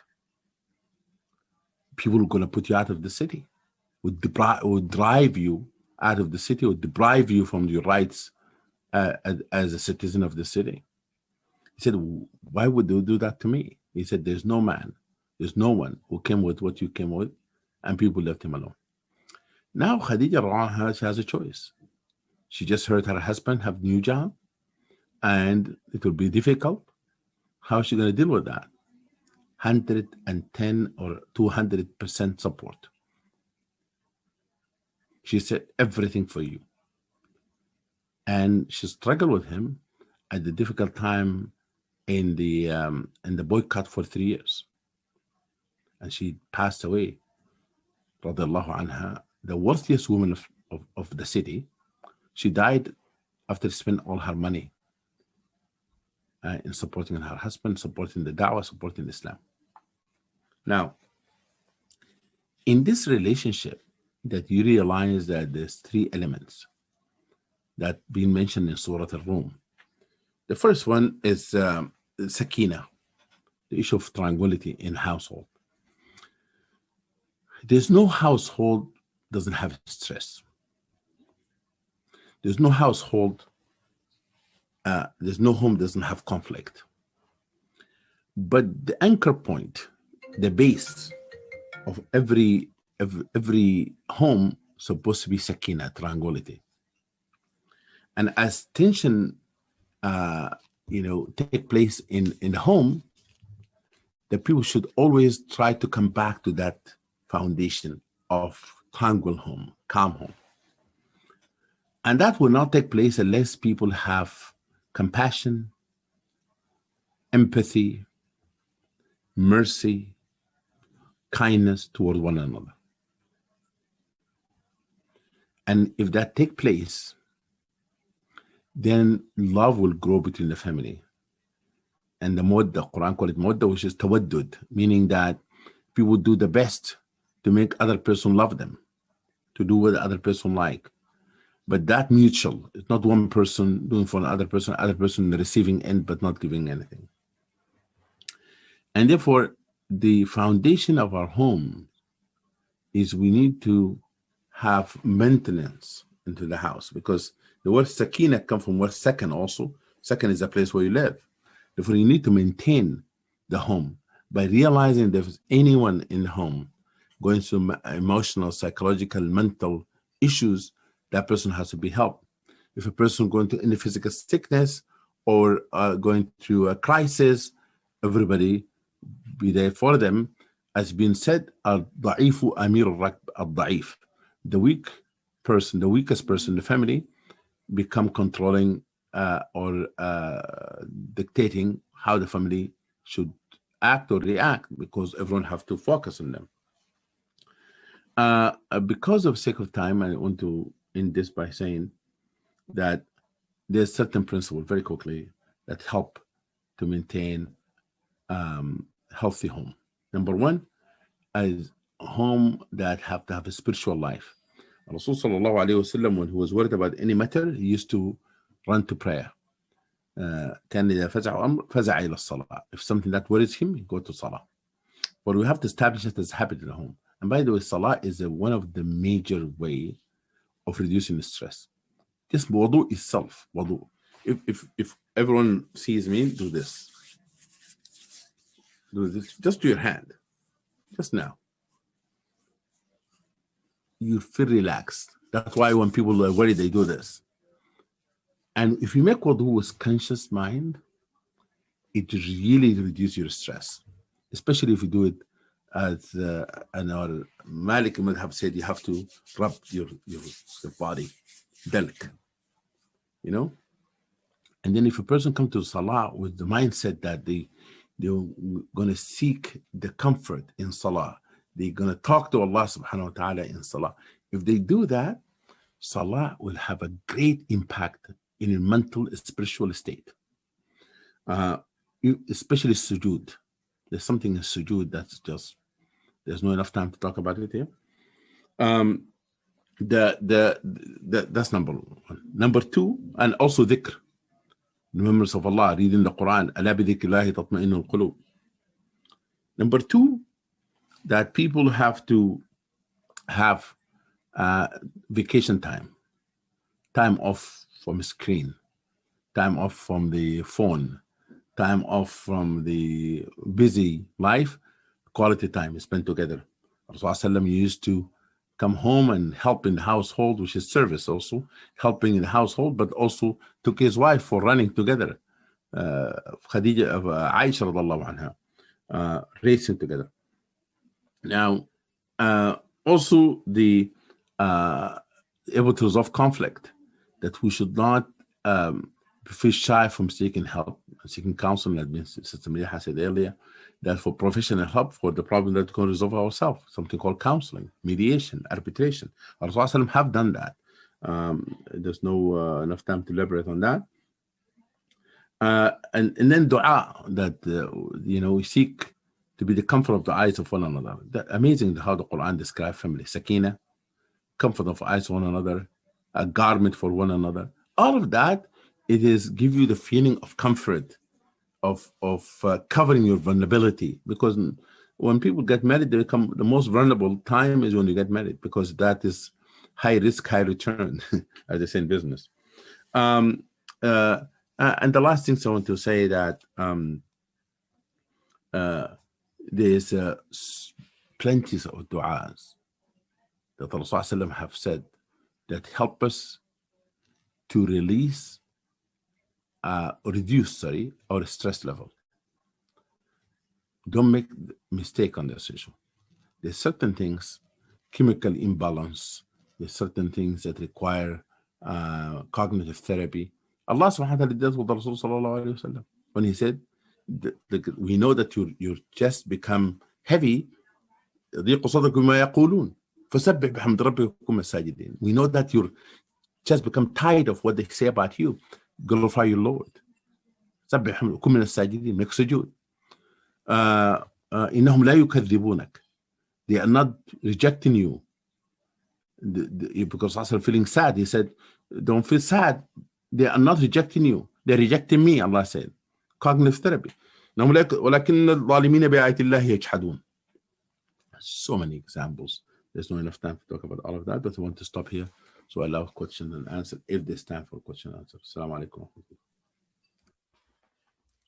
Jazakumullah khair, Imam Majid. Fantastic presentation. I took a ton of notes on all of the presentations.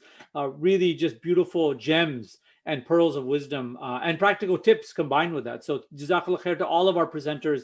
I'm just going to make one more appeal to the audience, and then we'll get right into the Q&A, which is that please, we cannot do this work without the generous and heartfelt donations and du'as from our community. That we, in order to provide, continuing to provide these beneficial programs such as this and the other work that MEC does, is that we are indebted to the amazing sadaqah that comes from, and the goodwill and du'as that comes from the community. So please go to our website and donate, Muslim Endorsement Council.org. You can donate there. You can also donate via PayPal. It's info@mec-usa.org. Again, that's info@mec-usa.org.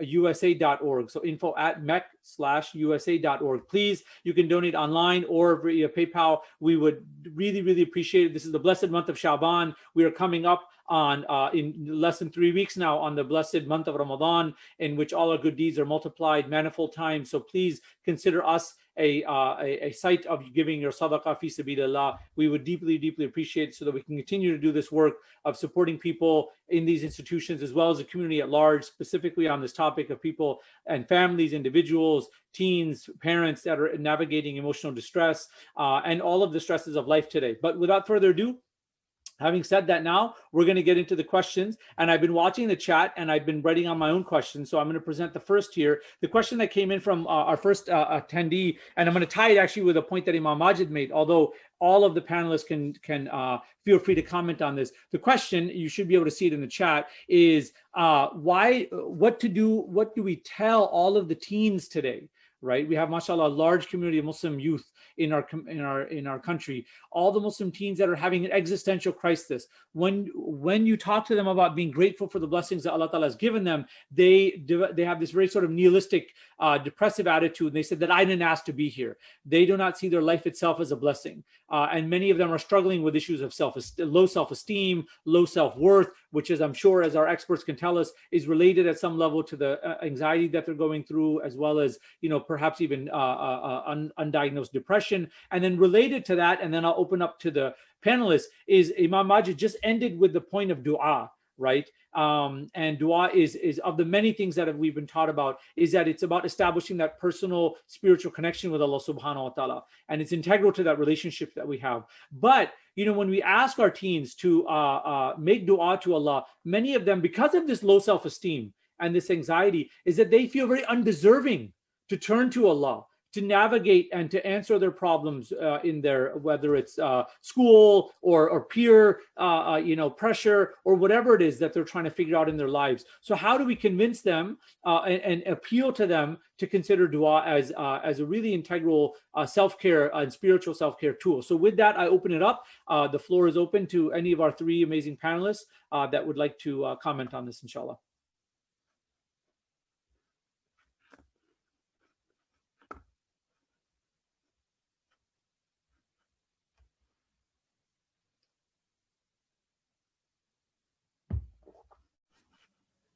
I see that one silent. Dr. Asif, please. Okay, Dr. Yeah. Asif. Yeah, no, I think probably the Imam has more information on that. So I'll give you just a biological perspective on this. As you mentioned already, that might be a part of the depression. And yes, a lot of times when we have nihilistic thinking, it's called cognitive distortion, which is the technical term for negative thinking and distortion. We need to identify those. And they're very common in depression. About 60 to 70% people who have depression, they walk around with even suicidal thoughts. And they don't make any sense, and they are irrational, and they need to be identified and changed, which is the work of therapy. And Sister Malia can talk more about the cognitive behavioral part. And I love the way Imam mentioned about the Quran, talking about and doing the CBT with the Prophet Muhammad Sallallahu Alaihi Wasallam. I remember my teachers, when they taught us CBT, he was from India. They say that this is a CBT that my grandma used to do with me. And this has become, because now we don't have those families and joint family systems. The families are broken. Parents are busy working. Nobody does this with teenagers. There are no grandparents around who can do cognitive restructuring. Like, what are you thinking? This is not a normal thought. So this has unfortunately fallen off the favor. Whether you have clinical depression, it's moderate to severe symptoms, then it's a biological issue with the lack of chemicals like serotonin. And then it needs medication in addition to the psychotherapy. And I don't know if Sister Malia can talk more about cognitive therapy or Imam Sahib about the spiritual part of it.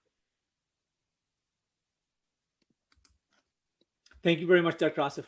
Sister Malia, please go ahead.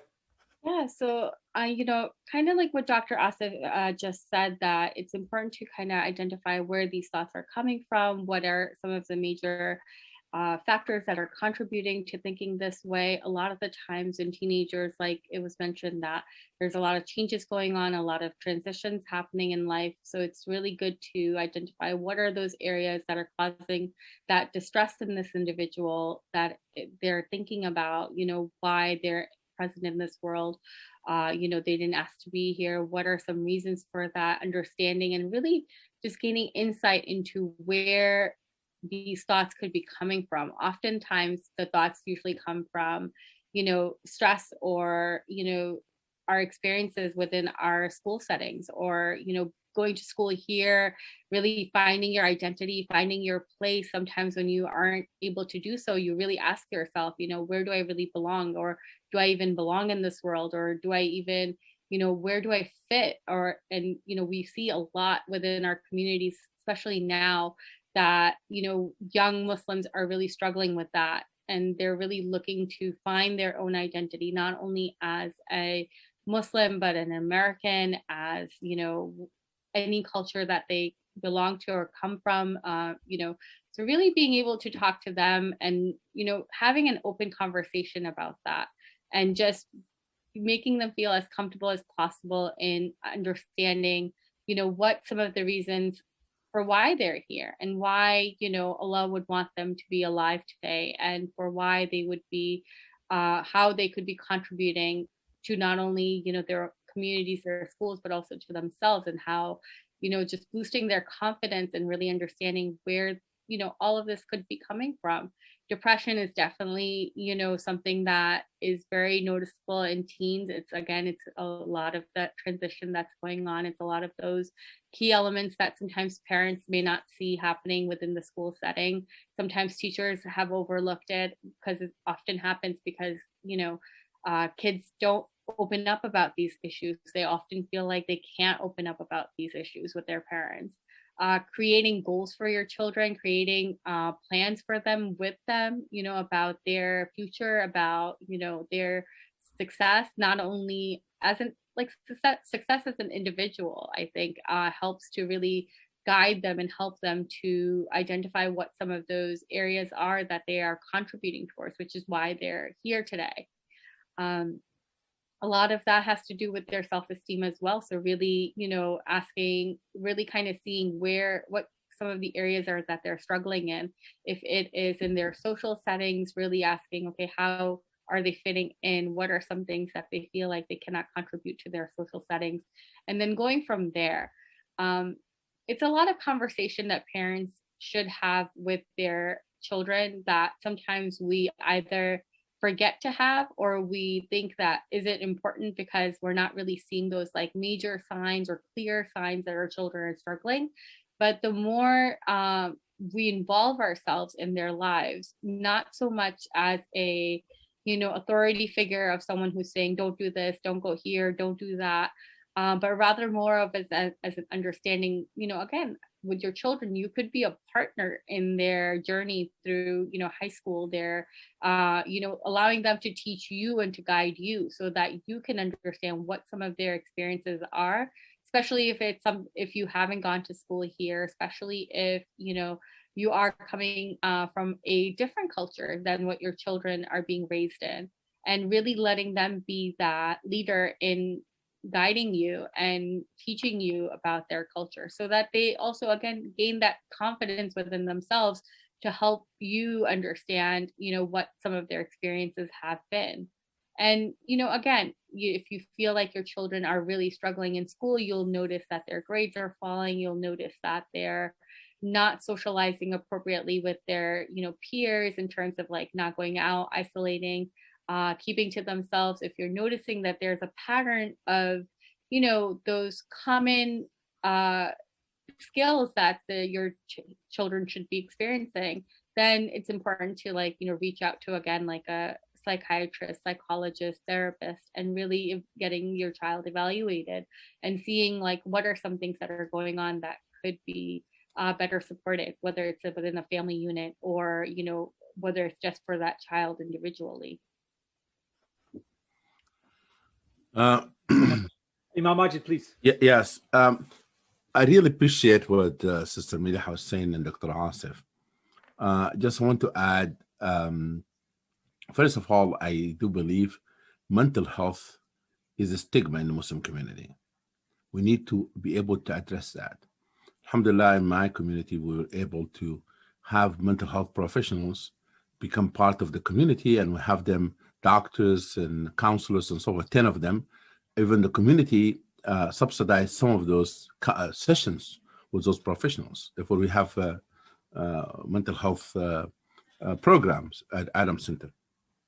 Therefore, we need to first to address the stigma, and by promoting the idea of counseling and visiting professionals. That's number one. Number two, the other challenge that you have is to lecture teenagers who go into psychological, emotional issues and using religion. It's a wrong thing to do. You need to validate people's feeling first. You need to listen and to tell them it's okay to say to Allah, why are you doing this to me? It's okay to say that, because Musa alayhi salam, when Allah asked him, he took 70 of his people, and they went and they asked to see Allah. Allah took the soul, took all of them. And Musa said, oh Allah, you could have taken the life before we came to this. What am I going to tell people? Allah resurrected them back, brought them back to life. Because Musa was worried, like, I'm going to tell those people that I took your people and then they... Or just I told you the story of Maryam. She said, Ya laytani mittu qabla hada wa kuntu nasiyan mansiya. I wish I was dead before this, I was forgotten. That is real. This is Maryam alayhi salam. Like, cannot be better than that. Allah have chosen of all the women of the world. Rasul sallam in Taif, what did he say to Allah? After people throw a stone at him, قال, oh Allah, إليك أشكو ضعف قوتي وقلة حيلتي وهواني على الناس. Oh Allah, to you I complain my loss of strength and humiliation I get him from people. Does Allah know that? Allah knows that.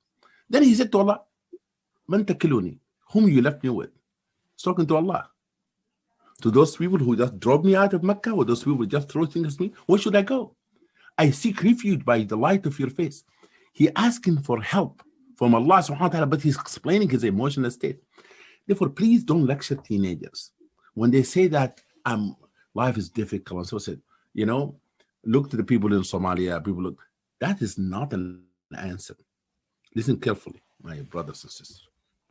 I want every one of us to offer a listening ear first, compassion, empathy, and to say, I know life is difficult. I know you're struggling. How can I help you? Maybe we should go talk to somebody else. Maybe that's for someone to provide something for you. We have people suicidal in our community. And people brushing them off say, just you need to have more salah. That is not how we do things. If the Prophet ﷺ asked Allah in that tense moment for help, and he said to him, La hawla wa la quwwata illa bik, I need strength, I need help. Asking Allah subhanahu wa ta'ala. Allah gave him therapy, gave him counseling at the moment. You know what happened? Allah sent him a young man named Addas, and this Addas from the city of Prophet Yunus, to give him hope. The man who served him, I don't know, it's time for me to go to all Sirah now, but he gave him a man from Nineveh, from Iraq, which made a connection for him to say, Yunus gave up, but he came back and everyone accepted. There's hope. And then other things happen, Isra wal Mi'raj and so forth. My point to you, my dear brothers and sisters, those who accuse someone who is in depression because they have weakest faith or iman, this is completely wrong. You are really not helping the situation. You have to uplift people. I agree with Dr. Asif that all of them has to be together. The biological aspect of it, the chemical imbalance, you have to look into it, the therapy, you have to look at the 6 and Hassid, and then it's spiritual. But don't isolate this and say, oh, there's no any need, anything except for, no. That is wrong the way you look into the mental health issues. The last thing I want to say about this, that the issue of self-image, self-worth. We live in very competitive world. Perfect picture in Facebook, perfect image, how I look physically, how people treat me in the Muslim community. If I'm a black young lady who want to get married, how the people look at me. You have to remember there's so many factors. Don't ever say to people, just get over it. Don't say that. Don't ever say to someone, just get over it. You are not in their shoes. For it's very important for us to understand what our children going through in this country, and in this, not only in this country, but in the world today. This is not our problem in America as Americans. This is a global issue now, global issue. For I just wanted to, I'm very passionate about this issue because I think there's some also, I call them religious police in our Masajid. They contributing the low self-esteem of people. A young man is in depression, coming to the masjid. The first thing, if you see an uncle or aunt standing there, that's not how clothes come to the masjid. You don't look like that coming to the masjid. Really? Do you know what look like in their household?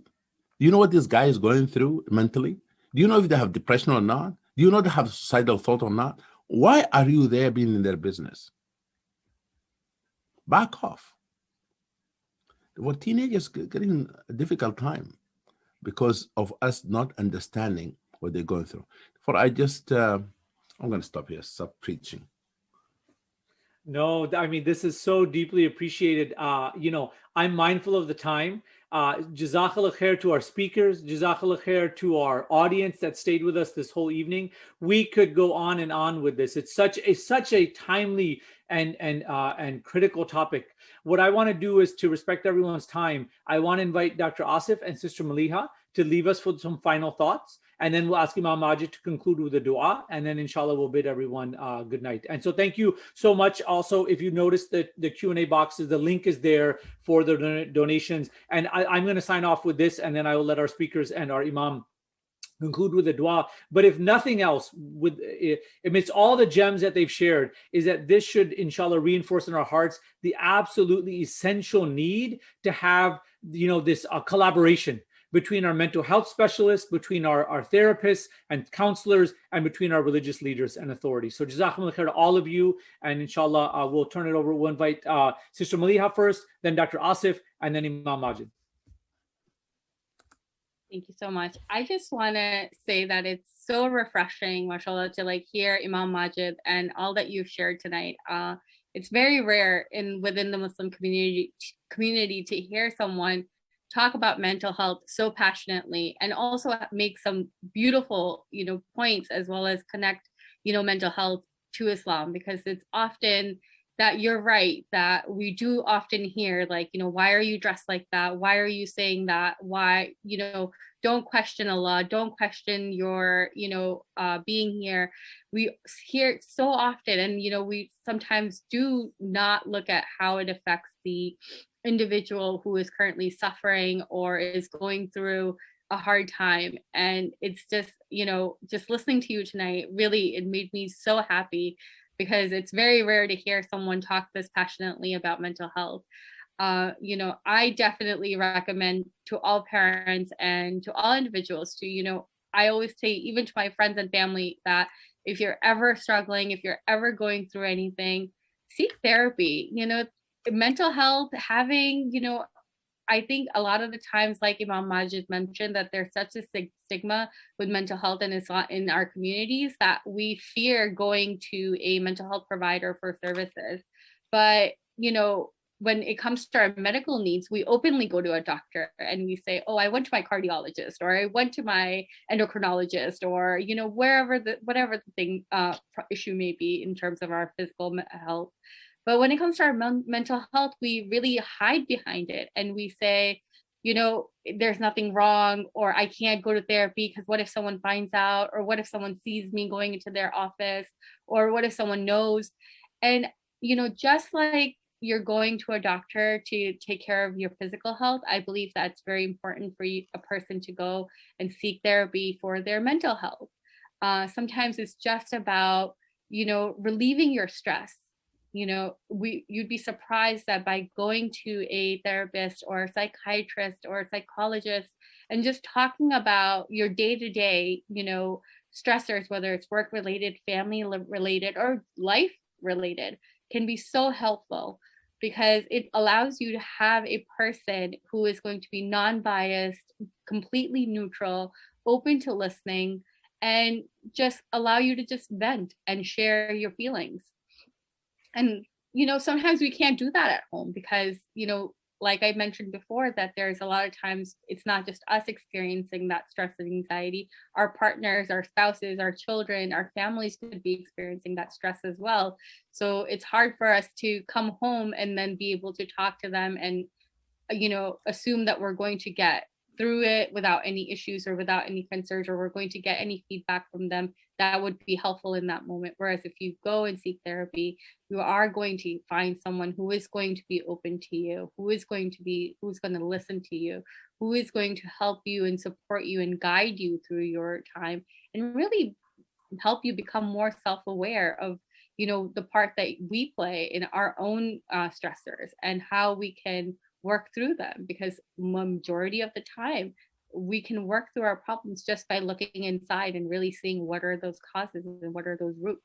So I encourage everyone here to, if you don't already have a therapist, if you don't already see someone to talk to, go and do so, because having that neutral space to be open and to feel comfortable and confident to share, anything and everything that's going on with you will help you to feel more safe and will help you to be able to be a more positive person in your own life.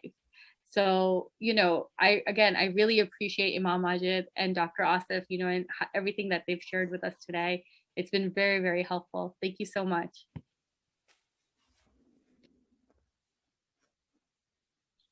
Thank you, and Jazakallah khair. Yeah, so I saw a quick question over there on the chat about the side effects of the medication, so I thought I'll just talk about it. Side effects are pretty mild for the antidepressants. As per one study on CDC, I just checked recently, 13% of United States population have taken antidepressant medication in the past 30 days. 13%. That's 43 million people or more. So you can see that so many people are taking it, and side effects are generally mild, like stomach aches, or it can be increase or decrease in sleep, and people get adjusted, and we have multiple choices in there for people who are, and when you see a psychiatrist, they make a plan with you and they can change. The key is to have a follow-up. The problem I see most of the time, people come in, they see me, I give them medicine, they feel better, they disappear. And this is not how the medicine in psychiatry works. You have to have a follow-up. Make sure that your doctor tells you, you need to come and see them. And then dovetailing with Sister Malia's advice of seeing, yes, reach out is very important. Unless you reach out, nothing is going to happen. You can have personally reach out, or have your teenager reach out. Here in Dallas, the beautiful thing is, I love this, almost every masjid has a youth counselor. And they do their own groups, and those are phenomenal people, and they connect with the youth very nicely, and the youth feels comfortable talking to them. And the main thing is the privacy in psychiatry. And I can assure you, everybody knows here, even the Imam and sister and myself, when we deal with it, we have taken oath that all your information is private and stays with us. Nowadays, after Corona, one good thing that has come out is the advent and the boom of Tele Psychiatry. From the comfort of your home, you can just access, and I work with Teledoc, see patients mostly in New York and Texas. But yeah, those people are staying home. Nobody knows that they saw me. They do an evaluation. I give them my advice. I give them medications. Only the pharmacist knows that they took the medicine, and they are fine, and they are doing very well. And you can get this type of help without telling anyone. And nobody has to know about that. So privacy is available, definitely, and that encourages a lot of people to seek telemedicine. And same thing, I think, pretty sure Sister Malia and Imam Majid is also working with that. And again, as Imam Sahib put very nicely, there are multiple factors that need to be addressed. And when you come to either one of us, a psychiatrist, a therapist, and an Imam, we are always connected with each other, and there's a lot of cross referrals. When I see people, I tell them, that this doesn't look like mental illness, seems like a family issue, a cultural issue, or you've been, affected with some, people tell me that they are kind of mild Muslim, they're not praying, and looks like, as Imam said, that, they've been cursed by Allah. So I tell them, okay, now you need to see the Imam Sahib to figure this out, that actually you're cursed or you're blessed. This is something that he's going to determine. My job is to tell you what DSM-5 criteria you meet and what can I do to offer you the biopsychosocial treatment. And then a lot of people respond to that, and they go there, they take the advice. Unless you move, nothing is going to happen. So I encourage everybody to seek help, and may Allah make it easy for all of us. Ameen. We'll conclude by dua. First of all, I would like to thank the Muslim Endorsement Council, and I would like all of you, those who are out there, to help them. Help this organization, fund it, because we need organization like this organization to help chaplains through America to do their job better, because they are really the front line taking care of our fellow brothers and sisters in various institutions. Therefore, I would like just all of you to give support, be generous, donate, and help them, inshallah. May Allah subhanahu wa ta'ala reward all of you, Dr. Asif, Sister Maliha, and our beloved, dear brother Chaplain Umar Bajwa, for wonderful moderation of this sessions. Allah bless you, bless your family. And may Allah subhanahu wa ta'ala bless all of you, those who are watching and those who are been helping putting this program together. Assalamu alaikum wa rahmatullahi wa barakatuh. Wa alaikum salam.